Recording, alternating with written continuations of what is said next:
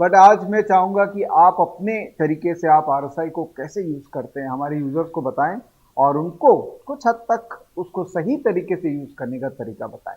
तो आरएसआई के बारे में सबसे पहले मैं आपको एक चीज़ क्लैरिफाई करना चाहता हूँ कि ये एक मोमेंटम इंडिकेटर है और प्राइस से डिराइव्ड इंडिकेटर है, राइट। तो सबसे पहले अगर कोई भी चीज़ प्राइस से डिराइव्ड होगी तो वो आपको प्राइस के क्लोज होने के बाद ही आपको कुछ ना कुछ बताएगी, राइट। तो अगर आपको कोई भी कंफर्मेशन चाहिए, कोई भी प्राइस एक्शन चाहिए, तो पहले आपको प्राइस को समझना पड़ेगा और उसके बाद आप उसको कंफर्म करो आरएसआई से, राइट। मोमेंटम एक ऐसा इंडिकेटर है स्टॉक मार्केट में, जैसे मैंने मार्टिन प्रिंग की काफ़ी किताबें पढ़ रखी, मोमेंटम में काफ़ी एक्सपर्ट है वो। तो उनकी किताबें पढ़ के मुझे ये पता चला कि मोमेंटम एक ऐसा इंडिकेटर है जो आपको काफ़ी देर पहले हिंट दे देगा कि ये जो ट्रेंड ऑनगोइंग ट्रेंड है ये वीक हो रहा है या स्ट्रांग हो रहा है। तो जो हमें जैसे हम एक्सरे विजन बोलते हैं वो हमें मोमेंटम देता है। तो डेली चार्ट पे जो हमें नहीं दिख रहा है वो हमें हो सकता है छोटे टाइम फ्रेम के चार्ट पे दिखना, तो उससे हम फ्रैक्टल बोलते हैं। फ्रैक्टल नेचर जो होता है प्राइस एक्शन का, फ्रैक्टल नेचर के साथ अगर आप मोमेंटम को मिक्स कर देते हो तो आपको एक बहुत सॉलिड और बहुत पावरफुल ट्रेडिंग सिस्टम मिलता है। आप उसको अब अपने तरफ से यूज, ये देखिए बहुत फ्लेक्सिबल है। तो ऐसा नहीं है कि मैं आपको सेट ऑफ कोई स्ट्रेंजेंट रूल बताऊंगा कि आपको यहीं पर एंट्री करनी है, यहीं पर एग्जिट करनी है। आप अपने एग्जिस्टिंग मेथड्स के साथ इसको जेल कर सकते हो। और मैं ये बहुत श्योरिटी के साथ बोलता हूं कि अगर आप 1% भी आज टेक अवे कर लेते हो आरएसआई में, जो आपको मैं आपको बताने वाला हूं उसका 1% भी आप ले जाते हो तो आपकी ट्रेडिंग में मल्टीफोल्ड इंप्रूवमेंट आएगा ही आएगा, श्योर। तो देखिए अगर यहाँ पर मैं आपको निफ्टी का चार्ट शेयर करता हूँ और डेली चार्ट से शुरू करता हूँ, तो ये आज का कैंडल है, इसको रहने देते हैं। ये कैंडल यहाँ पर देखिए, और 3 नवंबर से, 3 नवंबर मुझे इसीलिए ध्यान है क्योंकि 3 नवंबर मेरा बर्थडे था और 3 नवंबर के बाद ही मार्केट ने रेस शुरू की है। तो 3 नवंबर के बाद देखिए ये 3 नवंबर को कैंडल बंद हुआ और ये 4 नवंबर को इस ट्रेंड लाइन को ब्रेक किया कैंडल ने, राइट। और उसके बाद ये जब भी प्राइस जो देखिए आप बना रही हैं हायर हाइस बना रही है, हमेशा एक हायर हाइस पे क्लोज हो रही है और यहां तक ये हायर हाइस पे क्लोज हुई। यहां पर आप जाके देखोगे तो कैंडल्स के कलर चेंज हो रहे हैं और आपको मार्केट्स कुछ और बताना शुरू कर। तब यहां पर आप प्राइस एक्शन के बारे में समझो, यहां पर सिर्फ आप प्राइस को समझो कि जिसे हम यहां पर बोलते हैं मार्केट के टेम्पो को समझो, मार्केट के जो स्पीड को समझो। तो यहां पर देखिए सिर्फ ग्रीन कैंडल्स थे, तो हमें सब पता चल रहा है कि यहां पर सिर्फ बाइंग हो रही है। ये रेड कैंडल पहला आया, तो ये पहला हिंट हमें मिला कि किसी ने आके थोड़ी बहुत सेलिंग शुरू कर दी है, राइट। तो ये कैंडल का कलर चेंज करना हमारे बस में तो है नहीं, ना आपके बस में ना हमारे बस में। तो ये किसी ने तो सेलिंग शुरू की है। फिर यहाँ पर एक ग्रीन कैंडल, उसके बाद 2 लगातार रेड कैंडल्स। तो जिसने यहाँ पर सेलिंग शुरू की है उनके साथ और भी बंदे जुड़ गए। तो अब यहाँ पर मुझे ये हिंट मिल गया कि हालांकि प्राइस ऊपर का रुख ले रही है लेकिन कुछ ना कुछ सेलिंग यहाँ पर आ गई है, क्योंकि आप मार्केट के टेम्पो को अगर समझो, आप कैंडल्स को सिर्फ देखो कि यहाँ पर ग्रीन कैंडल है लगातार और यहाँ पर देखिए कैंडल्स के कलर अचानक में चेंज होना शुरू हो गए। तो इसका मतलब कि मार्केट थोड़ा बहुत थक रहा है या कोई यहाँ पर सेलिंग कर रहा है। तो अब मैं आपको एक छोटे टाइम फ्रेम पे लेके जाता हूँ, आर्ली चार्ट्स पे, और देखिए जो मैंने आपको बताया कि मार्केट थक रहा है या मार्केट में थोड़ी सी नमी आ गई है, वो आप यहाँ पर देखिए ये डाइवर्जेंस के थ्रू हमें देखने को मिल रहा है। अच्छा, डाइवर्जेंस जो है ये एक बहुत मिसअंडरस्टूड कॉन्सेप्ट है। मतलब कि डाइवर्जेंस आते ही लोग एक्साइट हो जाते हैं कि यहाँ मार्केट खत्म हो गया या मार्केट को सेल करना है, ऐसा नहीं है। डाइवर्जेंस जनरली ऑनगोइंग ट्रेंड को स्लो करता है, एक डिटॉर जिसे बोलते हैं वो होता है। तो ये डाइवर्जेंस आया, लेकिन अब डाइवर्जेंस के बाद अगर आप मार्केट को ठीक तरह से रीड कर लो तो आप इसका फायदा उठा सकते हो। देखिए जैसे आज ही मैं आपको बताता हूँ, यहाँ डाइवर्जेंस आया। अब हम रेंज रूल्स की बात करते हैं तो रेंज रूल्स अक्सर आपने सुना होगा, आजकल तो सब 60-40 सब लोग यूज करने लग गए, लेकिन मार्केट में कोई चीज फिक्स्ड नहीं है, राइट। तो आज आप है, आपके हैबिट्स अलग हैं, राइट, आपके ट्रेड्स अलग हैं, आपको अलग खाना पसंद है। वैसे मुझे, मेरे हैबिट्स अलग हैं, मेरे ट्रेड्स अलग हैं। तो जरूरी नहीं है जहां पर 60-40 निफ्टी पे अगर फॉलो हो रहा है तो बैंक निफ्टी पे 60-40 फॉलो हो, क्योंकि दोनों का कैरेक्टर अलग है, दोनों अलग सिक्योरिटी। वैसे जरूरी नहीं है एचडीएफसी बैंक पे 60-40 फॉलो हो और वैसे डीएलएफ पे 60-40 सिमिलरली तरीके से फॉलो हो, वैसा कोई भी जरूरी नहीं है। तो कोई भी चीज एब्सोल्यूट नहीं है, ये चीज हमें सबसे पहले क्योंकि इसका नाम ही रिलेटिव स्ट्रेंथ इंडेक्स है, तो हम इसे एब्सोल्यूट कैसे बना सकते हैं। तो अब यहां पर देखिए यहाँ पर निफ्टी ने अपना रेंज खुद क्रिएट किया, आरएसआई ने, और ये देखिए 60-40 का रेंज नहीं है, ये ऑलमोस्ट 75 और 55 के बीच का रेंज है, और ये ऑलमोस्ट लास्ट 3 दिन से ये 75 और 55 के बीच में ट्रेड कर रहा है, और ऊपर से यहाँ पर एडिशनल हमें डाइवर्जेंस मिली थी। तो ये हमें दो चीज हमें बता रहा है। एक तो पहला हिंट हमें ये दे रहा है कि यहाँ डाइवर्जेंस है, जो ये इंडिकेट कर रहा है कि आने वाले दिनों में हो सकता है मार्केट थोड़ा सा स्लो हो जाए, ट्रेंड चेंज नहीं हो, स्लो हो जाए। और नेक्स्ट, ये आरएसआई यहाँ पर एक ही जोन में अटक गया है। अच्छा, इसे जब हम पढ़ाते हैं इसे हम आरएसआई कंप्रेशन बोलते हैं। तो ये कंप्रेशन है और एक बहुत पावरफुल सिग्नल है। ये कंप्रेशन इतना पावरफुल सिग्नल है कि अगर आप इसे ठीक तरह से रीड कर लें तो आप ऑलमोस्ट टॉप्स को कैच कर सकते हैं। और देखिए, ये कंप्रेशन अगर ये निफ्टी का टॉप है तो मुझे ये कंप्रेशन आने वाले 1-2 दिन में बता देगा कि निफ्टी ने यहाँ पर कोई छोटा टॉप बना लिया है, या हो सकता है कि मेजर टॉप बन गया है, या इस साल के लिए टॉप बन गया है, ऐसा कुछ बता देगा हमें कंप्रेशन पहले ही। तो ये देखिए, कंप्रेशन आने के बाद अब मैं वेट कर रहा था कि किसी तरह से ये चैनल वैनल टूटे और आरएसआई इस रेंज को तोड़े। तो अगर आरएसआई इस रेंज को ऊपर की तरफ तोड़ती और प्रीवियस हाईस क्लियर हो जाता तो मैं लॉन्ग जाता। तो सबसे पहला ये एक चीज आप ध्यान रखिए कि मार्केट में आप बायस बना के नहीं बैठ सकते, राइट। प्राइस डायनामिक है, कुछ भी हो सकता है, तो हम दोनों डायरेक्शंस के लिए रेडी थे। तो अगर ये ऊपर की तरफ जाता तो मैं प्रीवियस हाइस को अगर ये क्रॉस करता 13,000, जो एक बहुत बड़ा साइकोलॉजिकल लेवल भी है और सबको 13,000 की एक्सपेक्टेशंस कर रहे हैं, तो 13,000 के ऊपर ट्रेड करना शुरू करता कंसिस्टेंटली तो वहां पर लॉन्ग पोजीशन बना लेते। और अगर ये 13,000 फेल कर जाता, क्योंकि ये साइकोलॉजिकल लेवल है, तो हम सब एक्सपेक्ट कर रहे हैं कि ये लेवल क्रॉस हो, लेकिन मार्केट इतना इजी मनी देता नहीं है, हम सब जानते हैं। और आज और एक और चीज कि आज ये मार्केट जिस ढंग से बढ़ रहा था, रोज नए हाइस बन रहे थे, रोज पैसा कॉल्स वालों की तो लॉटरी लगी हुई थी। तो आज भी मैं 100% श्योर हूं कि आज की एक्सपायरी की भी बहुत लॉटरी टिकट खरीदी गई होगी कॉल्स की।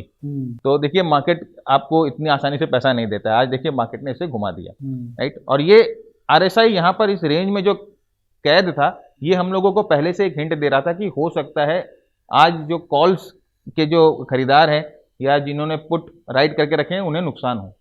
और फाइनली देखिए, ये रेंज को तोड़ता है इस कैंडल पे। थोड़ा सा मैं इसको करता हूं, ये देखिए यहाँ पर आरएसआई इस रेंज को तोड़ता है इस कैंडल पे, और यहाँ पर ये चैनल भी ब्रेक हो जाता है, और ये अर्ली चार्ट है।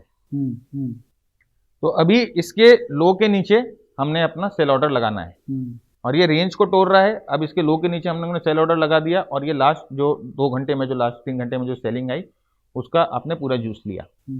नेक्स्ट, अब हमें ये, अब सेल ऑर्डर तो हमने लगा दिया, अब हमें ये देखना है कि क्या ये सेलिंग कंटिन्यू होगी कि अब यहां रुक जाएगी।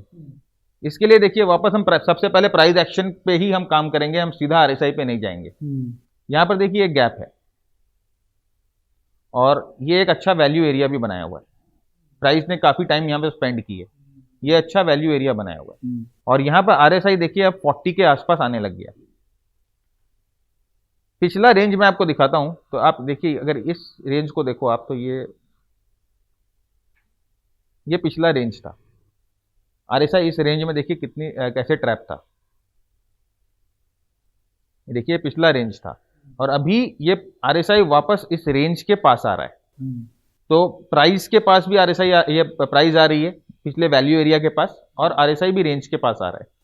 अब अगर कल यहां पर मुझे कोई बुलिश कैंडल दिखता है, या आपको कोई बुलिश कैंडल दिखता है, तो हम पुल बैक का इंटेंसिटी देखेंगे। आउटराइट हम लॉन्ग नहीं होते हैं, क्योंकि हमें देखना है कि पुल बैक जो आएगा उसकी इंटेंसिटी क्या है। अगर पुल बैक स्ट्रांग होगा और आरएसआई घूम के वापस ऊपर की तरफ आ जाता है, अपने प्रीवियस हाइस को तोड़ देता है, या समझिए इस रेंज को तोड़ देता है, देन ये एक ऑप्टिमम लॉन्ग होगा। लेकिन अगर नहीं तोड़ पाता है तो अगेन हम लोग इसमें रिवर्सल्स देखेंगे। वो एक अलग टॉपिक है ऑल टुगेदर, जो नेगेटिव रिवर्सल्स, पॉजिटिव रिवर्सल्स आपने सुन रखे होंगे। तो अब हम यहाँ पर हम लोग रिवर्सल्स देखेंगे अपने सेलिंग पोजीशंस में ऐड ऑन करने के लिए। तो ये रेंज रूल जो मैं आपको बता रहा हूँ शॉर्ट टर्म चार्ट्स पे, रेंज रूल्स को आप हर एक टाइम फ्रेम के चार्ट पे यूज कर सकते हो, चाहे आप शॉर्ट टर्म ट्रेडर हो, स्कैल्पर हो, लॉन्ग टर्म ट्रेडर हो, इन्वेस्टमेंट करना चाहते हो। ये रेंज रूल्स को आप हर एक टाइम फ्रेम पे अलग अलग सेम तरीका से, लेकिन एक क्लू मैं आपको बता दूंगा कि उस हिसाब से आप यूज करके इसको अच्छा पैसा कमा सकते हो। बैंक निफ्टी में मंथली चार्ट्स पे अगर मैं आपको दिखाऊं यहां पर,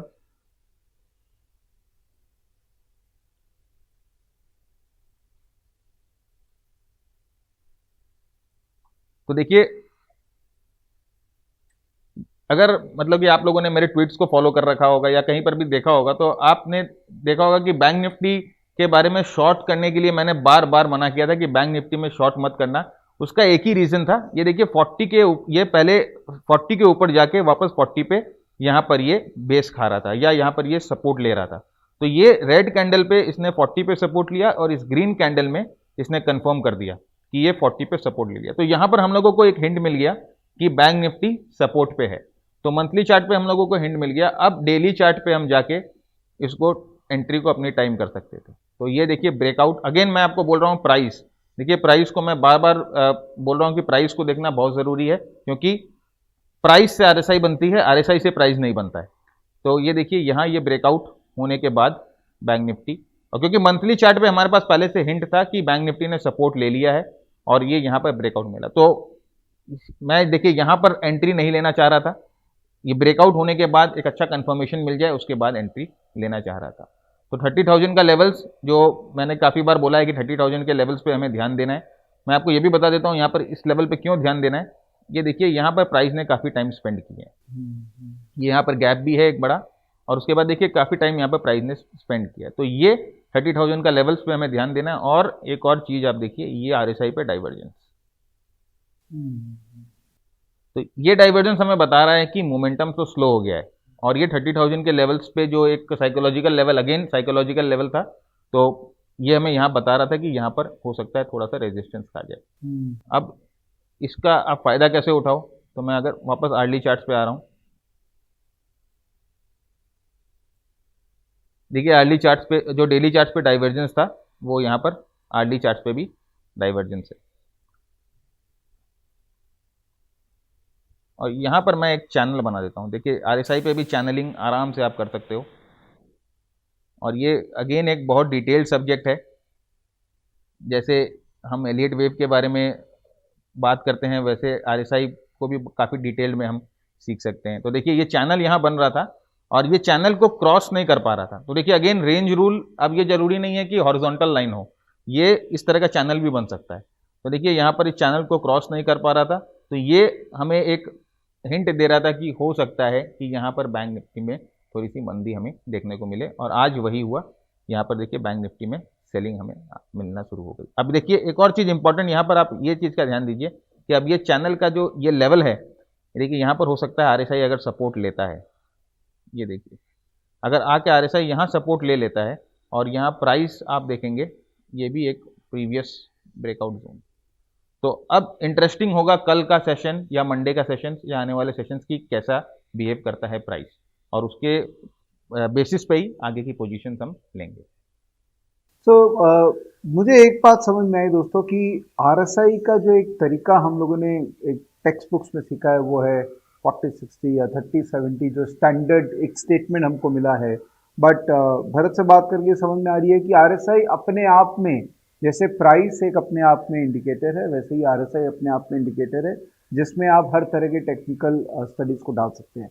जैसे इन्होंने कहा कि आप अपना रेंज बना सकते हैं, चाहे वो हॉरिजॉन्टल रेंज है चाहे वो vertical range. It's a very interesting perspective, because वो जो 40-60 का जो माइंडसेट में बैठा दिया गया है वो चलिए ठीक है, जिसके साथ वो काम कर रहा है, बट ये एक नया पर्सपेक्टिव दिया गया है कि हर स्टॉक क्योंकि यूनिक है, और ये तो मैं भी आपको कहता हूँ, देखिए हर स्टॉक अल्टीमेटली एक ऑपरेटर उसको चला रहा है और वो यूनिक है। तो क्योंकि हर स्टॉक यूनिक है तो उसका रेंज भी यूनिक होगा। तो ये जो लाइन्स है, चैनल्स है, चाहे वो वर्टिकल है, चाहे हॉरिजॉन्टल है, चाहे स्लोपिंग है, ये जो चैनल्स है ये आपको सही में उस स्टॉक के लिए क्या आरएसआई को यूज़ करना है वो आपको बताता है। It's a very interesting perspective, practice कीजिएगा, शायद उससे आपको और आइडिया लगे इसके बारे में।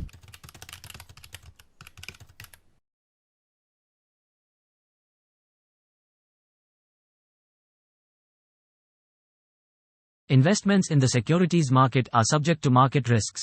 Read all the related documents carefully before investing.